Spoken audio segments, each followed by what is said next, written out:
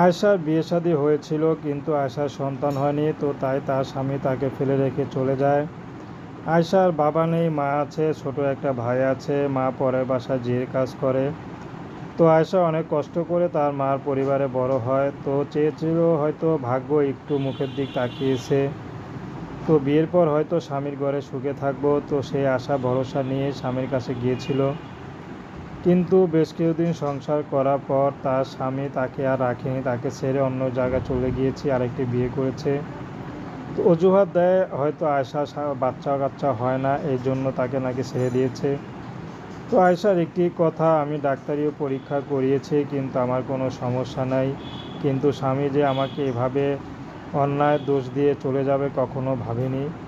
তো এখন আয়েশা ইউটিউবে এসেছেন, যদি ভালো একজন মানুষ পায়, তার বয়স যেমনই হোক, আয়েশা বিয়ে করতে রাজি আছে।